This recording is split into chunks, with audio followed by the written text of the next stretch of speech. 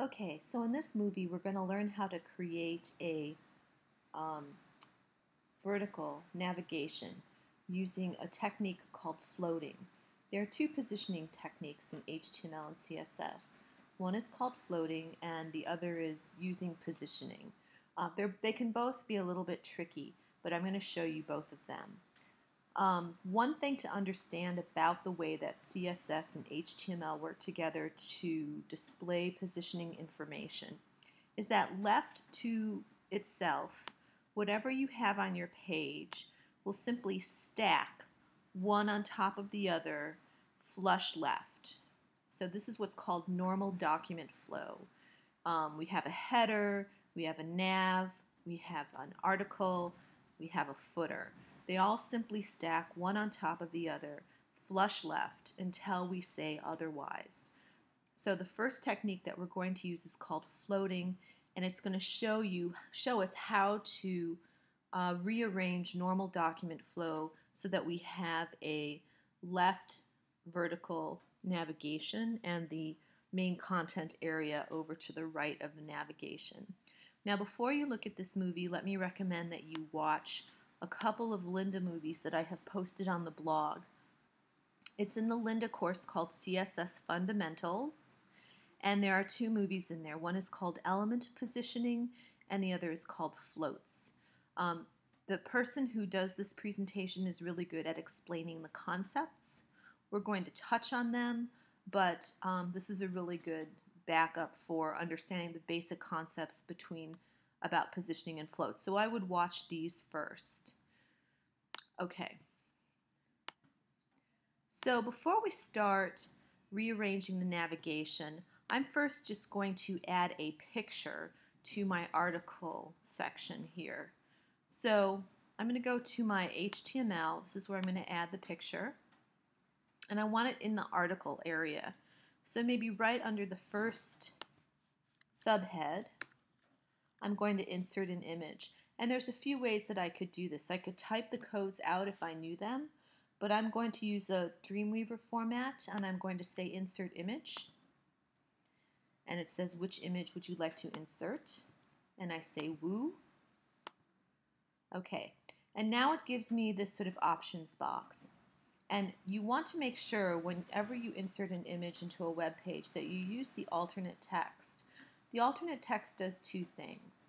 The first thing it does is it provides a description of the image for people with visual disabilities. So there are some browsers out there, they're called aural browsers. They literally read the contents of the web to people with visual impairments. So when they come across an image, the visual browser, the aural browser, will read the description in the alt text. The other reason for entering the alt text, and one that is more important, is that search engines use it when figuring out where your page should appear in a search. So for example, if you had a page that you were creating about Temple football, and you had a picture of the Temple football team, if you put Temple football team in your alternate tag, your alternate text, that's just one more bit of evidence that the search engines have that your page is definitely about the Temple football team. So it has the potential to increase your page rank, which is how far down your page appears in a Google search, and it also is much more likely for people who are looking for your content. It makes it easier for them to find it. So here, I just had this picture of the character Woo, so I'm just going to type Woo in there. Okay, so now we can see what Dreamweaver has put in here. This is the image tag. It says IMG. That's the basic image tag. SRC is the source name of the file, the image file itself. And notice it's in the same directory as my HTML page. How do I know that? Source woo.gif. If this were in a subdirectory like images, it would look like that. But it doesn't. And it's very important. When you insert an image into an HTML document, you are not inserting the physical image. You are inserting a link to the image. So when I upload this onto my Astro account, I have to make sure that my HTML page and my woo.gif go up together in the same folder. Okay. Dreamweaver also very conveniently showed the width and the height, automatically put that in. If you specify the width and the height, it makes the image load faster on the web page. Sometimes if you just type in the img src equals text, you don't know the width and the height. And then there's our alt tag woo. So let's see what that looks like. Okay, so here we have our subhead, then we have our image, and then we have our text. Okay, what we would really like though is to have the text kind of wrap around the image. And the way that we can do that is we can use the property called float. So we're going to do that in HTML, but we're going to do it in a special way. And I'm going to show you a new way of creating style tags and modifying them. So I'm going to apply the float character to this image. So I'm just going to select it here in the design view. And once I have selected it, I can go over here to where it says CSS styles. Now if I don't see that, I can just do Window CSS styles, and there it is. And at the bottom of the CSS styles window, there are a bunch of icons. This one here we've used before. This is the attached style sheet icon. But if we go to the right of it, it says new CSS rule. So I'm actually going to click that. And what this is doing is it's going to create a new CSS rule for this image. And the way it's going to do that is it's going to look at the tags that define this image. So this is a rule that will only apply to image tags within the article section within the wrapper div. Okay, so it's pretty specific. So for example, it wouldn't apply to image tags within the header or within the nav, just within the article. Okay, so we'll say okay, let's create that new tag. And now this is kind of a cool thing. This is sort of like a form-based interface for CSS. And now that I have my new tag, which is wrapper article img, I could change the font. Well, there's no text here, so not really any reason to. The background, the box, we're going to come back to that. We could add a border. Actually, let's just add a border. Let's say solid, thin, and we'll make it black. Actually, maybe we'll make it dark gray. And if I click the apply button, I get to see it. Ooh, isn't that cool? Okay. List, positioning, extensions, transitions. Now, we're using float. We're not using positioning, so we're going to leave this alone. And the place where you find float here is in the box properties. Okay, width, height, and float. So what we're going to say is we're going to say float left. And what that's going to do, it's going to cause the image to float to the left-hand side, and it's going to cause the other elements to float to the right of it. So if I press apply, whee, beautiful. You know, if I really want to, I could say instead float right. Okay, we can't really see it, but we know it's there. I kind of prefer float left though. Okay. Another thing that we might notice is that there's not a lot of space to the right of our image, and we would really like it to be there. So normally there would be a couple of places we could put spacing. We could add padding, or we could add a margin. Now there's going to be a problem with padding. Watch. I'm going to add, I'm going to unclick same for all. I'm going to add 10 pixels of padding to the right. Look what happens. Ooh. Remember, the box model of CSS goes content, padding, and then outline, border. And because we have a border on here, it actually put the spacing between the image and the border, which is not what we wanted. So I'm going to get rid of that. What we really wanted was to add some padding between the border and the rest of the content, and that's the margin. So I'm going to add 10 pixels of padding to the right margin. Okay, much better. That's what we wanted. Beautiful. Okay, So now we have floated this image to the left of our text. And there are different ways that you can position this on this page. If you wanted to put this with participation, you could just move the location of the image in the HTML to participation. Okay, so the next thing that we're going to do is we're going to create our navigation so that it's about 200 pixels wide and the navigation stacks one on top of the other, and then the white area, the article area, is going to be over to the right and it's going to be about 600 pixels wide.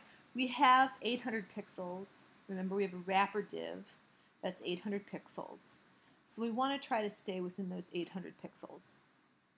So first thing I'm going to do is I'm going to go to the CSS. Swap the code. Thank you very much. And actually, let's first of all go to the bottom. Let me show you something. Here's the new CSS style that we just created for wrapper article image. Dreamweaver automatically generated this for us within CSS, which is nice. But now we're going to turn our attention back to nav. And the first thing we're going to do is we don't want the, there we go. We don't want this to display horizontally. We want it to display vertically. So I'm going to go to the CSS and I'm going to go to the LI where we said before display inline. That puts everything in one line. The opposite of inline is block, and that puts everything one on top of the other. Okay, there we go. Alright, so we've gotten rid of the inline display. We're back to what's called a block display. Okay, the next thing we want to do is we're going to shorten this to about 200 pixels. So we're going to go to the nav and we're going to say, okay, the width of the nav is going to be 200 pixels. Okay, very good. Now notice that we have indeed made our nav bar 200 pixels wide, but nothing else has happened. Okay, so part of it is maybe this is too big to slip up here, but remember we're still in normal document flow, so that no matter what I do to this material, it's just going to stack one on top of the other, flush left, until I tell it to do something different. Okay, so let's make our article div. So we could make it 600 pixels because we have an 800 pixel wide wrapper.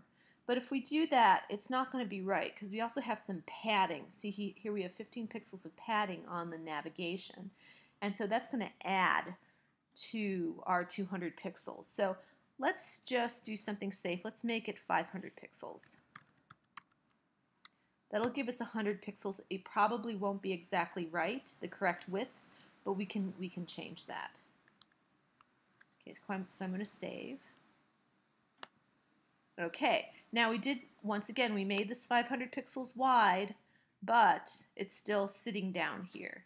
There's probably enough space over here, but it's not going to float up to the left or to the right over here until we tell it to do so. So what I'm going to do is I'm going to try float right. Let's see what happens. Okay, a couple interesting things have happened here. One is this is floating to the right, but this stuff is still where it would normally appear. And this, for some crazy reason, has slipped up underneath our article section. This has to do with that normal document flow. When I floated this to the right, I took it out of normal document flow. And basically, what the browser says, okay, anything that you take out of normal document flow is everything else that's still in normal document flow is going to do what it was doing before. So this is what we have to do to fix it. We float the article to the right, we float the nav bar to the left.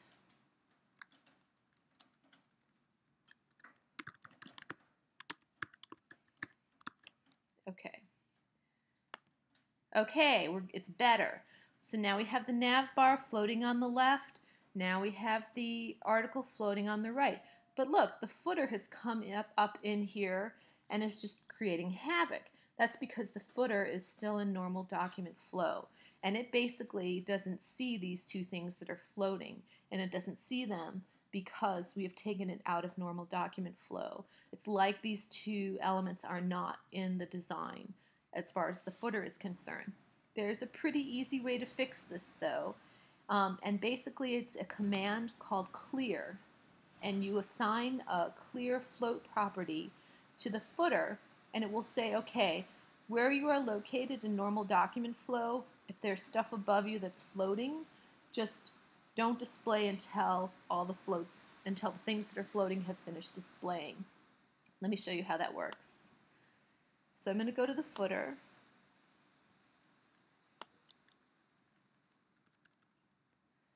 Here's the footer. And I'm just going to say, it's called clear, and both. Both means left and right.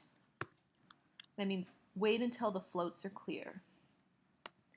Okay, now we're starting to get somewhere, because now we have the left-hand side, we have the right-hand side, and we have the footer where it belongs. We still have some problems, like our article area is not wide enough, and our nav bar is not long enough. There's a couple things that we have to do. Making this wide enough is going to be a little easier. So basically, to make this wide enough, we simply increase the width until we meet up with the navigation bar. And we could think about this scientifically. We know that we assigned a 200 pixel width to the navigation bar, but we also know it's got 15 pixels of padding on either side of it. So we have to add those together. 15 pixels of padding plus 200 pixels of content plus 15 pixels of padding gets us to 230. That means that the width of this, the width of our article area should be 800 minus 230, which is, I don't know, I have to think about it when I'm sitting here. 570, I think. Let's see what happens. I think 570 is too big. Where is article? Here it is. Let's try 570. Let's see what happens. Oh, see, now that's too big. Well, there's some other stuff. There's some other padding going on in there, obviously, but I'm not going to worry about it. I'm just going to try to figure out how to get this over here. So this is too big. Now, because this did not fit over to the right, it got bumped down. So let's shorten it. So it's obviously it's somewhere between 500 and 570. So let's try 540.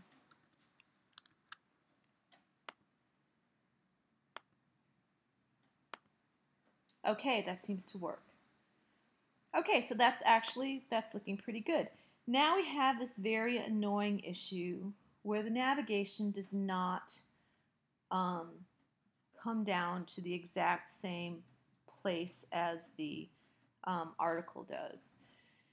And here's the workaround, and this is also a problem when you're using regular positioning. It's just kind of annoying that there's not some better solutions.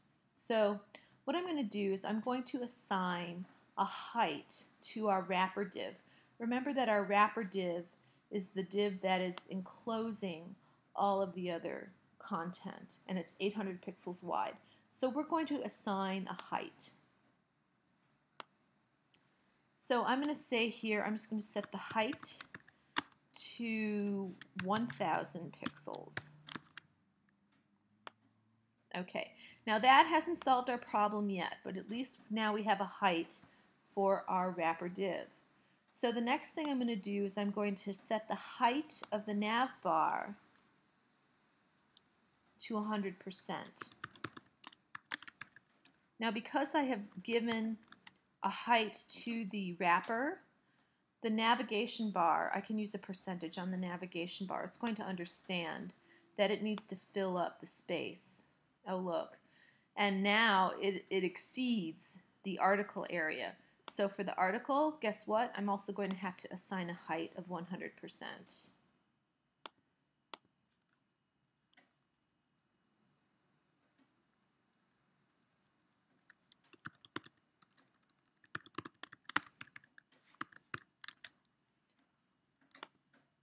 Okay. There we go.